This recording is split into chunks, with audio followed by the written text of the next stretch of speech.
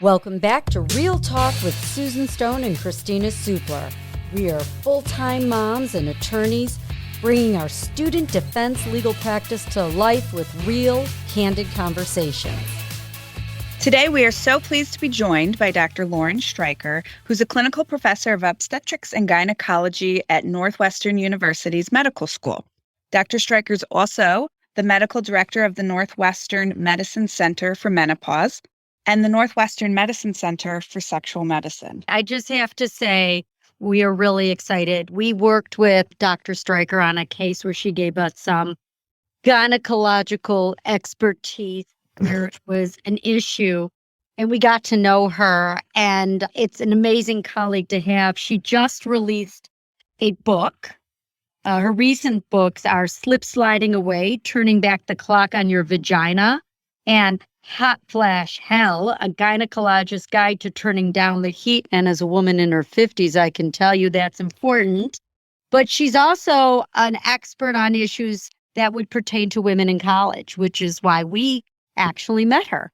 Yeah, it's been such a pleasure to work with Dr. Streicher and review all of her books and her social media content. I should mention she's also the host of a podcast called Dr. Streicher's Inside Information, the Menopause podcast. So for all of our listeners out there, parents who are listening to learn about what to talk to their college kids about, check out Dr. Streicher's podcast as well. We get a double bang for our buck because typically our podcast is for our listeners of kids in college.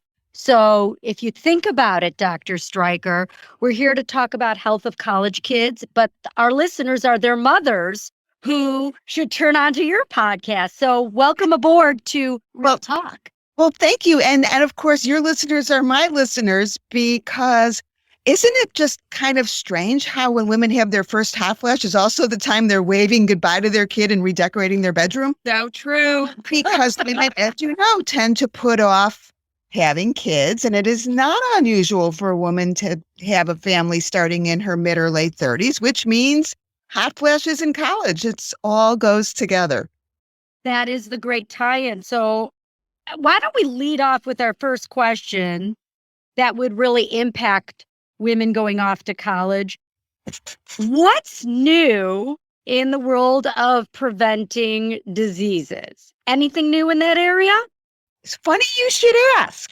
Transmitted infections is, of course, a big topic, which that issue starts long before someone goes off to college. You know, certainly in high school, we're addressing those issues, but there's no question that the numbers of sexually transmitted infections do go up in the 20s during the college years, because that's the time when young men and young women are exploring sexuality, very often having multiple partners, and quite frankly, very often having too much to drink too often, which can sometimes lead to sexual activities that even people who have the best of intentions find that maybe they don't use the condom, they don't use the protection, they don't do what they need to do. So it is a time that is... And that's why we have a business, right? So let me start when it talks about what's new in terms of sexually transmitted infection prevention. This isn't exactly new, but it bears repeating for parents that before you pack your kid off for college, make sure they have their HPV vaccine.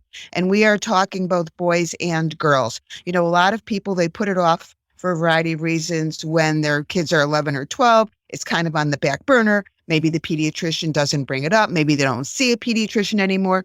And this is critically important because what we know is that if a woman gets the HPV vaccine, that she's going to be protected against 90% of strains of human papillomavirus, which of course are not only responsible for cervical cancer, but also vaginal cancers, vulvar cancers, some head and neck cancers. And the thing is and also...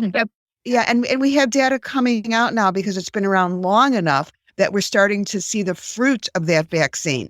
Because it used to just be, okay, we have less girls with abnormal Pap tests, but now we are seeing people, we're now 15 years later, seeing less cervical cancers, less other cancers. And this is just as important for the boys as the girls. And, you know, a lot of times I'll get a parent who says, well, you know, that encourages sexual activity. We know that it does not encourage sexual activity. And for the parents who say my kid is not going to be sexually active, you can think that, and maybe your kid won't be, but as you know better than anybody, the rates of non-consensual sex are very high at college. And just like you would set your kid off to drive without putting on their seatbelt, you shouldn't send them off without their HPV vaccine. So that's for starters. Even if you don't want to have the conversation with your kid about it, they need that HPV vaccine. It is critically important, and it is FDA approved, of course, for both boys and girls. Up to the age of 45, by the way, moms, for those of you who are single out there. And as you send your kid off, you're saying, okay, now it's mine. Keep in mind that as you get out there, you want to protect yourself as well. And while it is not FDA approved for women over the age of 45, I give an HPV vaccine to any woman who asks. I don't care how old she is, because older guys have HPV too. Thought I would just throw that in, even though it's a little bit off topic. Protect those moms out there. Protect them, Single mom. Well, truly, when we think about this being a time of sexuality for your young adult, for a lot of people, especially single moms, this is the time that you say, okay, my turn. Or even the people who are married or in long-term relationships, suddenly you're not worrying about the teenager lurking outside the door, and they actually have a little bit more activity. But the thing that's new, that's really interesting, is while any college student you talk to is certainly aware that condoms will protect against sexually transmitted infections during intercourse, we know that there are a lot of sexual activities that have nothing to do with the penis going in the vagina.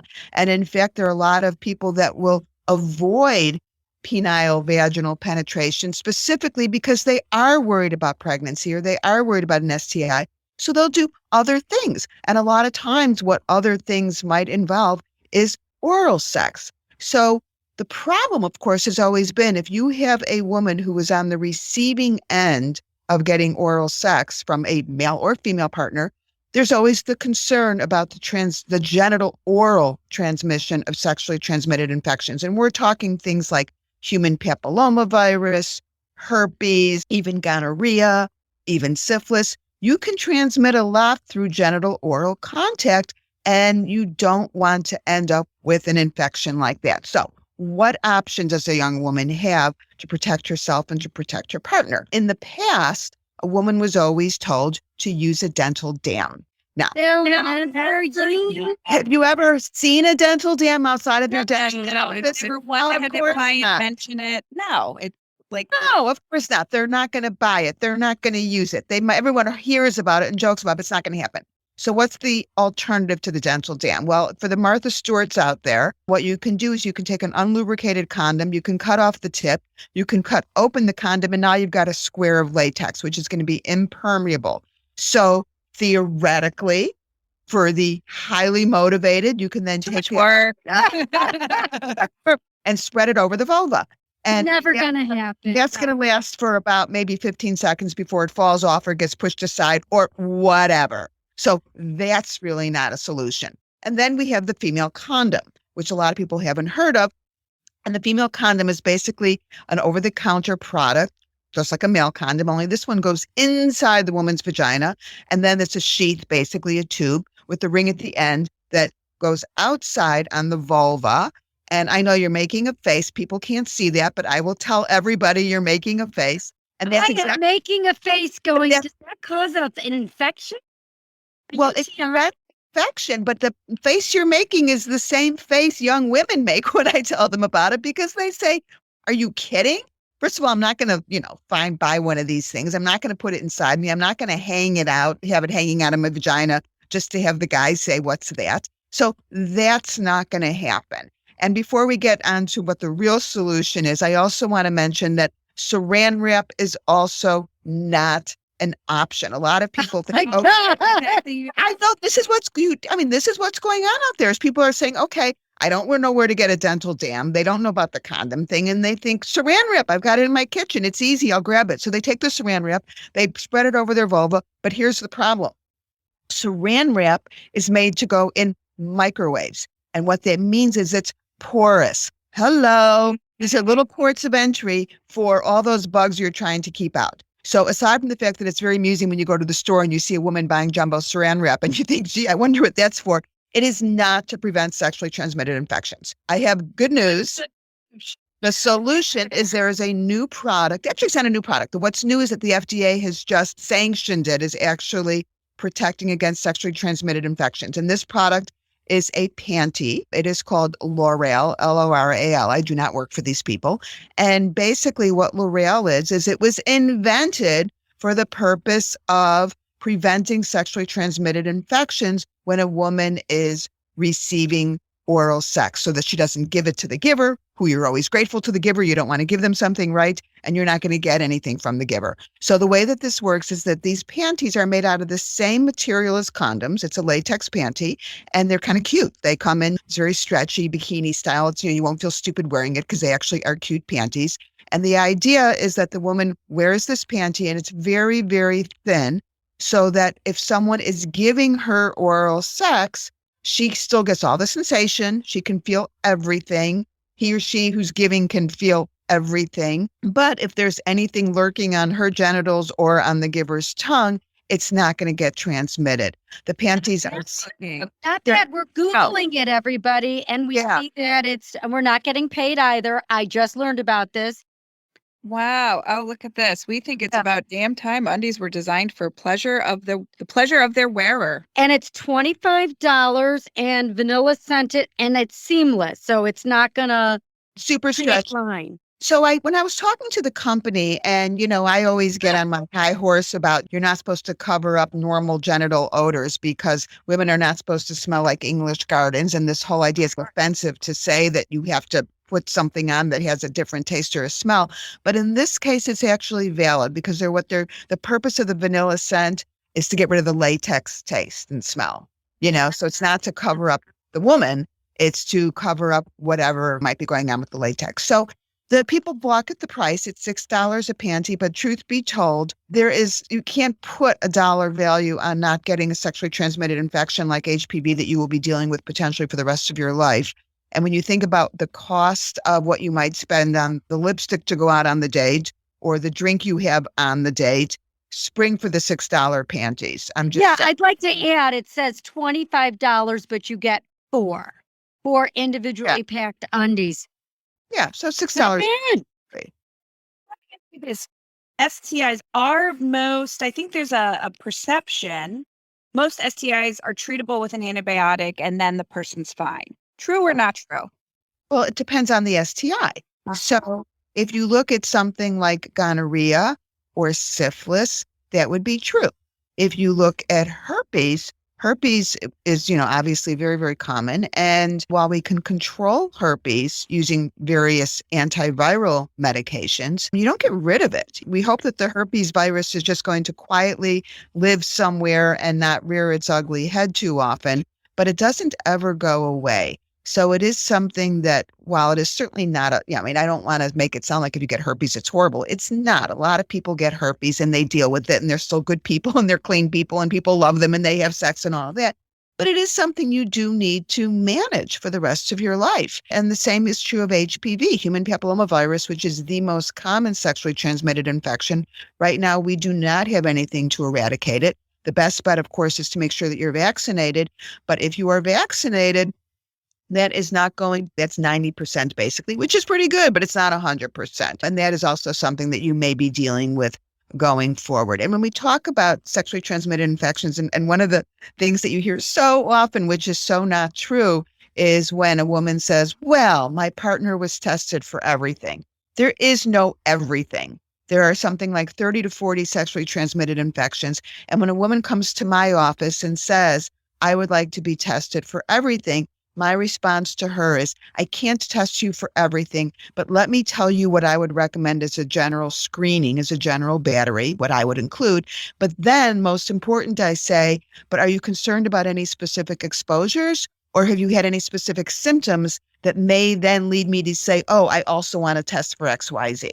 So there is no everything. There's just good to know. Yeah, that's really good. Now we're going to switch gears onto the next topic we think impacts college women, and that is pregnancy prevention. Yeah. And Kristina, wouldn't you say that every case that's coming in the door, what's with the plan B? Everyone's talking plan B. Well, it's really interesting, particularly in cases where we're seeing our clients who had a hookup, whatever the circumstances are. And basically what I'm getting at is the sexual partners don't know each other that well. And if Yeah. there's a pregnancy issue, talk of plan B, it adds a lot of stress and creates a really difficult dynamic that very few students are really emotionally equipped to navigate. And so I can't tell you how many of our Title IX matters across the country at schools of all different calibers and tiers. There's a Title IX case with a Plan B issue at the heart of it in terms of issues of consent and coercion and so on and so But forth. we want to go back to basics for our listeners. Yeah. Can you just Yeah. explain what is Plan B, how it works, what are the side effects? Just educate our parents about it because I didn't grow up with it. Well, no, we did not. And so Plan B, we refer to it as emergency contraception. We do not refer to it as the morning after pill. And the reason why is because you don't have to do it the morning after. I mean, when I used to get these phone calls, emergency phone calls at 2 a.m. where I could still hear the heavy breathing saying, I need the morning after, the condom broke. I need the morning after pill right now. You have more time than you think. And in fact, with taking Plan B, and these are pills, and I'll get into the specifics, but you have up until 5 days. Now, the sooner the better. We would like you to take Plan B or another form of emergency contraception within ideally 24 hours, 48 hours, 72 hours, because when you look at failure rates, the failure rates are much, much lower early on. But the most important thing to know about Plan B is, first of all, it is not an abortifacient. And I cannot say that enough. It is We've not. had many students come to us really confused about that very issue. Well, and the reason why it's so confusing, and we won't get into politics here and messaging and all that, but they actually came out about the same time. When you look at RU486, which is an abortifacient, and then you look at Plan B, which is emergency contraception, meaning it prevents conception from occurring as opposed to disrupting an established pregnancy. So just to be clear, emergency contraception prevents a pregnancy. An abortifacient disrupts or aborts an already established pregnancy. So Someone said to us, though, and I just want to have you clarify that there EC does one, it prevents pregnancy one of two ways. One, it prevents the actual fertilization of the egg. yeah, And two, it prevents implantation. And some people argue that it should be considered abortive if there's a fertilization. I don't want to get into politics, but can you Yeah. explain how it prevents pregnancy? So this is the thing. When we look in terms of timing, we know that the best time to take emergency contraception is, as I said, early on. When you look at when does fertilization actually occur after a sex act, it's not immediately. It occurs in the fallopian tube when the sperm makes that journey up the cervix, up the uterus, out through the tube, where it potentially will meet up with an egg. Well, this journey is not instantaneous. This journey can take 4, 5, 6 days. So what that means is that if you take emergency contraception within those first 24, 48 hours, conception has not occurred yet. When you're looking at emergency contraception that's taken as an outlier at 5, 6 days, when you really don't want to, because first of all, it's not going to work as well. But is there the potential that the egg has already been fertilized, but just hasn't traveled down yet to the uterus? Yeah. And strictly speaking, if you think of that as being an early termination of a pregnancy, but I don't look, to me, a pregnancy is when you have a fertilized egg, which is implanted in the uterus. That's, we have ectopic pregnancies. We have all kinds of things that happen in the tube that are not actually what I consider to be viable pregnancies. You can say the same thing for IUDs, intrauterine device, which actually a copper IUD can be used as a form of emergency contraception. A lot of people don't know that. They think it's just the pills, but you can also use a copper IUD, which is very similar in terms of it setting up an environment in the uterus where a fertilized egg is just simply not going to implant. But when you look at Plan B, so it's actually when you go back historically, when Plan B first came out, long before they came out with the actual Plan B manufactured as such, what we used to do as kind of our own concoction, if you will, is if a woman came in and said that she had unprotected sex, we would give her 4 birth control pills, 2 in the morning, 2 at night. It's a high dose pill. And that would work very well. I'm sorry, what? Would those women get sick and really nauseous from that? They would get sick, yes. But they would get sicker if they got pregnant. So it would seem like a good thing. Yeah. But so that's what we used to do. And then, of course, manufacturers came out with Plan B, which is not the only emergency contraception. There's some others also. But the beauty of this is that Not in every state, but in most states, you do not need a prescription. This is something that you can get directly from the pharmacist. It is state by state. But quite frankly, I think when we talk about as a parent sending your kid off to school and there, you pick you put your first aid kit together. And I know you had Dr. Grimes on as a guest and talked about her book. And in her book, she talks about all the things you want to have in that health kit to send off. I don't think she has Plan B, but that's what I would add. No. Oh, I would add, I got to talk to her about that because she's my friend. I would add the panties and Plan B to that little kit that you send with your daughter or son off to school because we want the guys to be responsible and be able to share that. If a guy's condom breaks, it's nice if he's be able to give to the woman who's involved. Here's Plan B. You don't need to go and spend the money and go to the pharmacy and all that. This stuff doesn't expire. It'll hang out for the year. So every year you can give them a new prescription, but instead of the prescription, just give them the actual pills because you're not giving your daughter permission to have sex. Trust me. If they're do it, they're going to do it. You just want to keep them safe. You talked about like ideally taking it 24 to 48 hours, up to 5 days. And the longer you wait, I think it impacts efficacy. But Sure. Let's say you take it early on. Can a woman still get pregnant after taking a Plan B?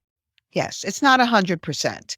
And I think that that's important to know that if you take it and then you end up missing your period, you still need to do the pregnancy test. You still need to deal with potential consequences, but the numbers are much lower. Ideally, you don't want to just rely on a condom because condoms do break, condoms do get left off. The absolute best form of contraception for a young woman, hands down, is what we call non-user dependent, meaning you don't have to take the pill. I mean, pills are good, but better you get busy. You've got a crazy schedule. You're not going to take that pill at the same time every day. And that's why we love IUDs. We love the implant, Nexplanon, because it's set it and forget it. And we know that the efficacy rates are up there in the 98, 99%, and it doesn't get any better than that. So my feeling is before you go off to school or the second you get there, get an IUD, get your Nexplanon.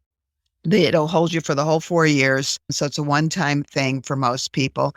And then, yes, you still need to protect against sexually transmitted infections, but at least if something happens, you're not worried about both. You don't have to worry about pregnancy. And again, not to get too political, which is hard for me. We have states now and more soon to come, and it may be across our country, that the whole notion of having access to a safe and reliable abortion is simply not going to exist. And we need to deal with the reality of that.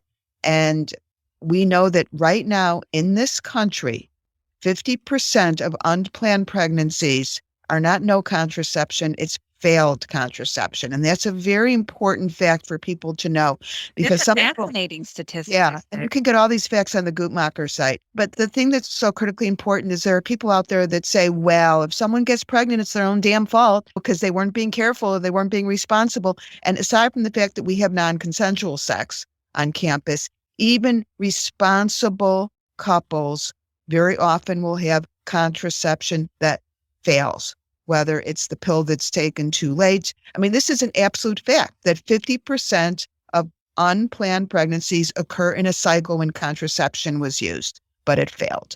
So, quick question, just to transition, just as a mother with sisters, is there any concern that the Plan B or the implant would impact future fertility?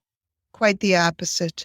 We know that an IUD does actually, we don't advertise this, but can actually decrease the transmission of sexually transmitted infections. And the reason why is that one of the effects of the IUD that prevents pregnancies, it makes the cervical mucus very, very thick, very, very tenacious. So it keeps those creepy crawlers from going up into the uterus and the tubes. So it's actually protective. But again, we don't advertise that because we want people to do STI protection anyway. And certainly birth control pills in no way are going to impact someone's ability to get pregnant down the road. And what's so interesting is when we think just in terms of hormonal contraception in general, we know it actually protects fertility, because when you look at the reasons why people can't get pregnant, the number one reason is that they're too old. And so when someone's been on the pill for 20 years and they go off the pill and can't get pregnant, it's not because they were on the pill for 20 years, it's because now they're 40. But if you look at young women who go off the pill, What that means is if that young woman had a problem such as endometriosis, that has been controlled during that entire time and actually protects her fertility.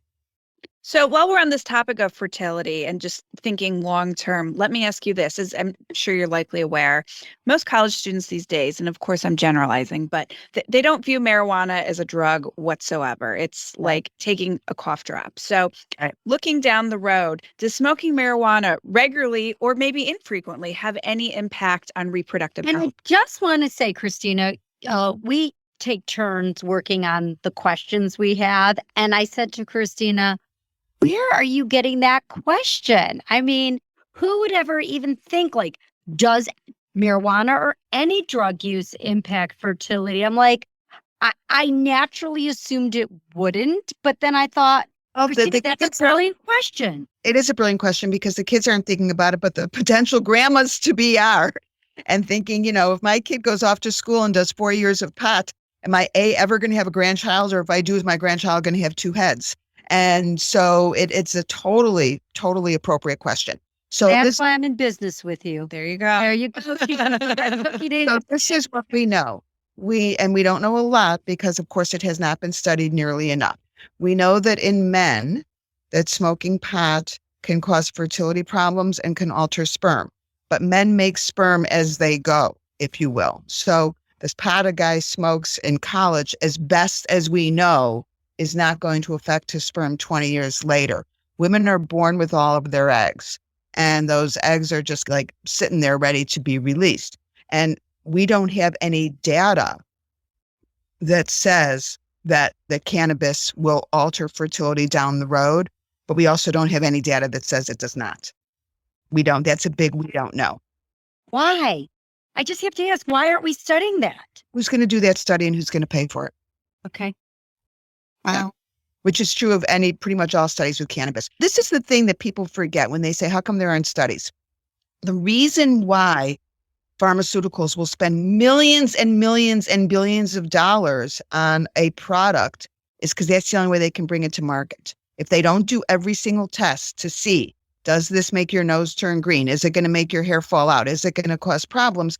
The FDA will never approve it. But cannabis is in a different category because cannabis is available and doesn't need those tests to come to market. So what cannabis company in their right mind is going to spend millions of dollars to prove that cannabis does something bad? Not going to happen. That makes sense. That's very practical. Yeah. So tell us this, based on your experience and that of your colleagues, what is the most prevalent gynecological health issue facing women in their early 20s today? Or where's their knowledge gap?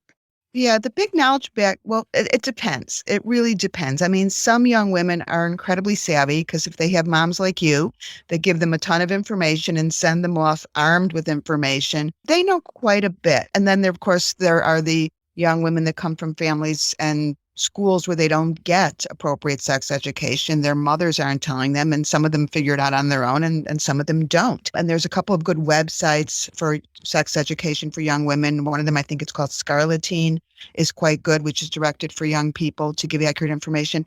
But the thing that's so interesting to me is we can talk about non-sexual issues, that young women need to know about. But when it comes to sexual issues, it's not difficult for someone who's motivated and wants to know about it to learn about safe sex and contraception. But what no one talks about is sexual pleasure. And it's a thing. Nobody. My mother did not talk to me about that. No. And even moms that are responsible moms that talk to their daughters about, okay, honey, you're going off to college and I want you to be safe emotionally and physically and STIs and all that stuff. But have you ever said, I want you to have great orgasms? No, women generally don't have that conversation. And that's where these young women are in the dark. Because societally, because then they start asking about your orgasms, that's why. But the problem is societally, boys have an expectation that they are entitled to sexual pleasure. They just do. It's everywhere.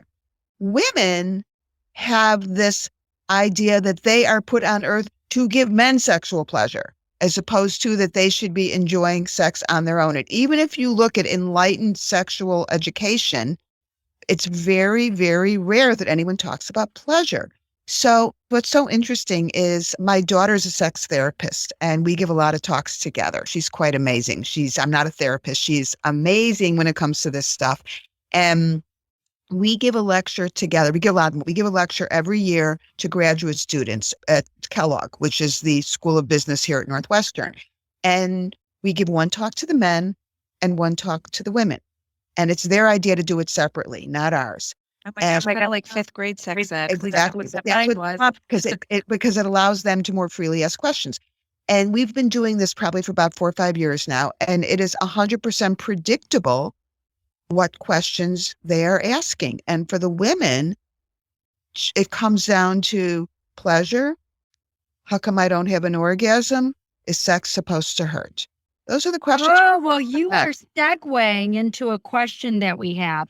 Yeah. Actually have a lot of cases where females complain about painful intercourse, and they're saying that the male caused it by being too rough. Or perhaps because consent wasn't, if they weren't around. Given, right. Or they felt pressured to consent or something like that. There's a direct cause and effect to the painful intercourse. And it seems like sometimes that may be true, but then sometimes there's very real medical reasons. What can you tell us about that? I put go into that because that's how we met.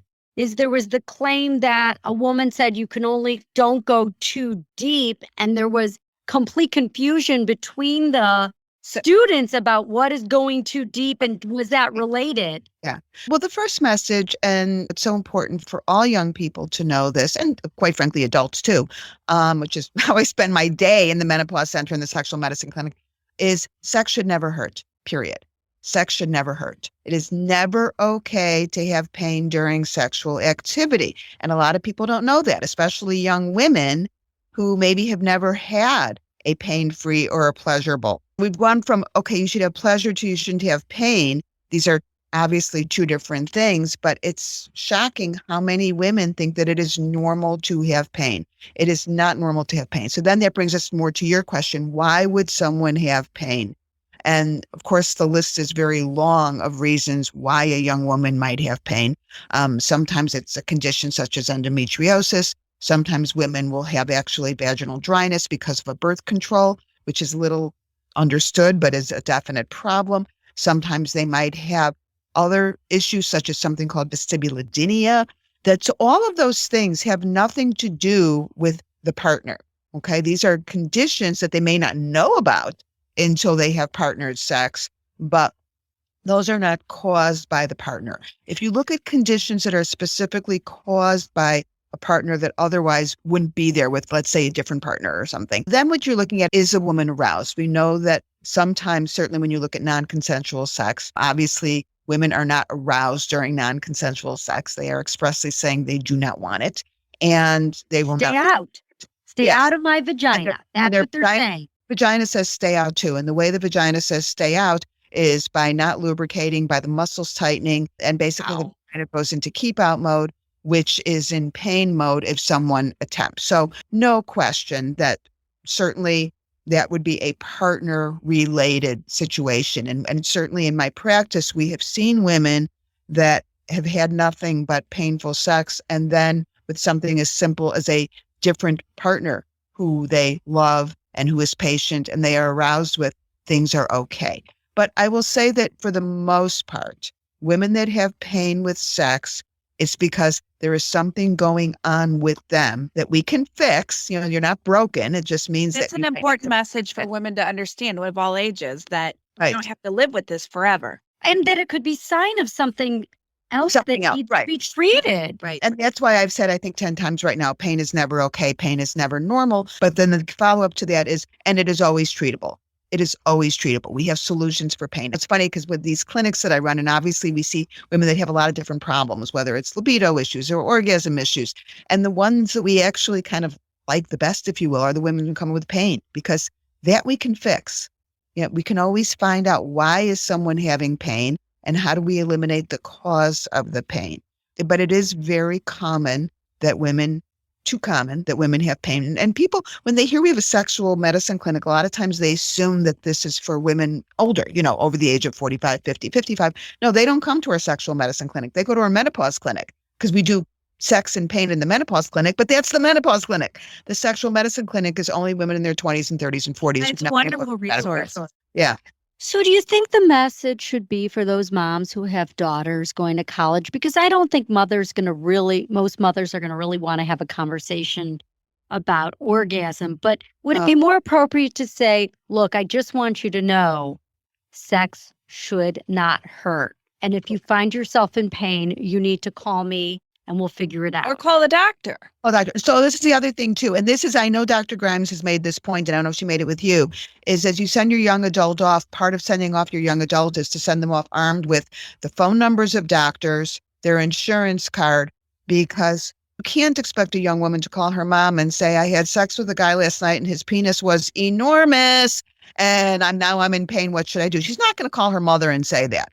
But Very few girls are going to do that. So to your point, the message is when you have the sex talk, the going off to college sex talk, the talk is, I want you to be safe, both physically and emotionally. And I want to make sure that if you choose to become sexual, that you prevent sexually transmitted infections and pregnancy. But I also want to make sure that you know that sex is not to please men.